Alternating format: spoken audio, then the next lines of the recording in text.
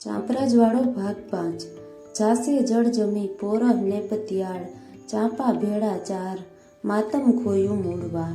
હે મૂળવાળા, ચાંપરાજ જાય છે, તેની સાથે જળ જમીન પૌરુષ અને પ્રતિષ્ઠા એ ચારેય ચીજો ચાલી જાય છે. એને સોંપી દઈ ને તે તારું મહાત્મ્ય ગુમાવ્યું. જેતાણું જા નારું થયું મૂળું ઈદલ મોત ખાધી મોટી ખોટ દોરીને ચાંપો દીએ. કાં તો જેતપુર જનારું થયું કાં તારું મોત આવ્યું. હે મૂળુવાળા, તે ચાંપરાજને સોંપી દેવામાં મોટી ખોટ ખાધી છે. આવા ઠપકાના દુહા ચારણો ઠેર ઠેર સંભળાવવા લાગ્યા. મૂળુવાળાને માથે ચાંપરાજને રાજકોટ જઈ સોંપી દેવાનું આડ મૂક્યું. પણ બીજી બાજુ કંઈક લોકો કહે છે કે મૂળુવાળાનો વાંક નહોતો.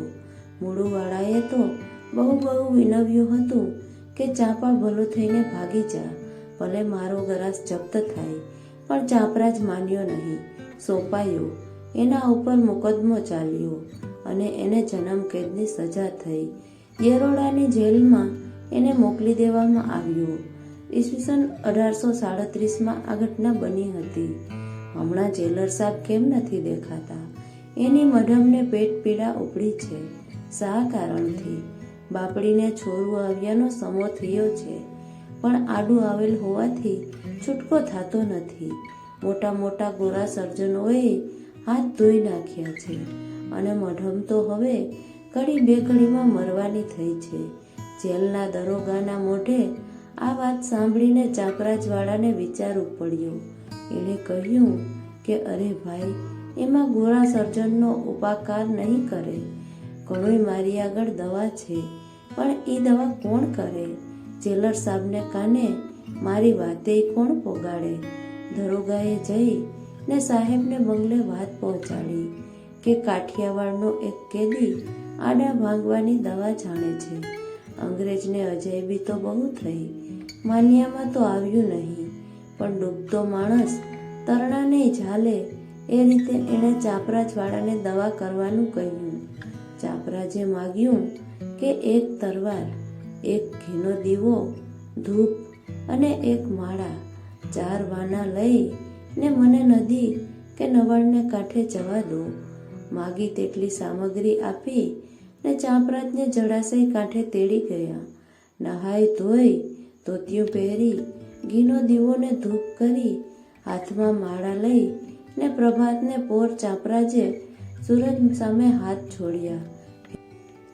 હે સૂરજ, મારી પાસે કાંઈ દવા નથી, પણ આજ સુધી મેં પરનારી ઉપર મીઠ પણ ન માંડી હોવાનો જો તું સાક્ષી હો, મનમાં પરનારીનો સંકલ્પ પણ જો મેં કોઈ દી ન કર્યો હોય, તો તે મઢમ બેનનું આડું ભાંગી ને તારા છોરોની લાજ રાખજે બાપ. નિકાર આ તરવાર પેટમાં પરોવી ને હું સૂઈ જઈશ. આટલું બોલી પોતાની નાડી ધોઈ ધોળનું પાણી પોતે દરોગાના હાથમાં દીધું. લે ભાઈ, મઢમ બેનને પીવરાવી દે ને પછી મને અહીં ખબર આપ કે છૂટકો થાય છે કે નહીં. પાણી લઈ ને દરોગો દોડ્યો અને ચાંપરાજે ઉઘાડી તરવાર તૈયાર રાખી સૂરજના ઝાપ આદર્યા. કાં તો જેલમાંથી છૂટું છું ને કાં અહીં જ પ્રાણ કાઢું છું, એવો નિશ્ચય કર્યો. 1, 2 ને 3 માળા ફેરવ્યા ભેળા તો માણસ દોડતા આવ્યા.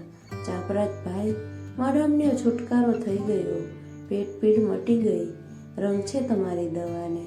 મઢમે ચાંપરાજવાળાને પોતાનો ભાઈ કહ્યો અને પોતાના ધણી સાથે જીકર માંડી કે મારા ભાઈને છોડાવો. અરે ગાંડી, જન્મ ટીપનો હુકમ એમ ન ફરે. ગમે તેમ કરીને વિલાયત જઈને ફેરવાવો, નીકર તમારે ને મારે રામ રામ છે. મઢમના રીસામણાએ સાહેબના ઘરને સ્મશાન બનાવી મૂક્યું. સાહેબે સરકારમાં લખાણ ચલાવી ને મોટી લાગવગ વાપરી ચાંપરાજવાળાની સજા રદ કરાવી દીધી અને 10-12 વર્ષ સુધીની એની મજૂરીના જે 200-300 રૂપિયા એના નામ પર જમા થયેલા તે આપી ને ચાંપરાજવાળાને રજા દીધી. મઢમ બહેનની વિદાય લેતી વેળા બહારવટિયાની ખૂની આંખોમાંથી પણ ખડખડ આંસુડા વહેવા લાગ્યા. મઢમનું હૈયું પણ ભરાઈ આવ્યું. પડખેના બંદરેથી વહાણમાં બેસી ને ચાપરાજવાળો ભાવનગર ઉતર્યો. પહોંચ્યો મહારાજ વજયસંઘજીની પાસે. કચેરીમાં જઈ પગે હાથ નાખ્યા. મારો કનૈયો, મારો વજો મહારાજ, માપા મારો, મને કારાગૃહમાંથી ઉગાર્યો. એવી બૂમાબૂમ કરી ને એ નટખટ કાઠીએ કચારી ગજાવી મૂકી. ઓહોહોહો, ચાપરાજવાળા, તમે ક્યાંથી? મહારાજે મને છોડાવ્યો. ચાપરાજે લુચ્ચાઈ આદરી. હે, સાચે સાચ મેં તમને છોડાવ્યા? સી રીતે? અરે વજા મહારાજ, તારી તે સી વાત કરું. જાણે એમ થયું છે કે એક દી રાતમાં કનૈયાલાલનું રૂપ ધરી ને આપ મારી જેલની ઓરડીમાં પધાર્યા અને મારી બેડીઓ તોડી, મને દરવાજા ફટાક ઉઘાડા કરી દીધા અને હું નીકળી આવ્યો. મહારાજ, કનૈયાનો અવતાર છે એમ સૌનું કહેવું મારે તો સાચું પડ્યું. એમ કહી ને પોતાની જેલની મજૂરીના જે રૂપિયા બાકી રહ્યા હતા તે મહારાજને માથેથી ઘોળ કરી ને મહારાજના પગમાં ધરી દીધા. અરે રંગ રંગ કાઠીભાઈની કરામતને! એમ રંગ દઈ ને ડાયા રાજા વજયસંઘજીએ ચાપરાજની પીઠ થાબડી. ચાપરાજવાળાને મહામૂલના સરપાવની પહેરામણી કરી ને પોતાના અસવારો સાથે ચરખા પહોંચતો કર્યો અને ત્યાર પછી ચાપરાજવાળો ઘર આગળ પથારીમાં જ મરણ પામ્યો. મિત્રો, આ સ્ટોરી અહીં પૂરી થાય છે. આ વિડીયો તમને કેવો લાગ્યો તે કમેન્ટ કરી જરૂરથી જણાવજો. જો પસંદ આવ્યો હોય તો લાઈક કરજો અને વધુમાં વધુ શેર કરજો તથા આવા જ અન્ય વિડીયો જોવા માટે આ ચેનલને સબસ્ક્રાઈબ કરજો. ધન્યવાદ.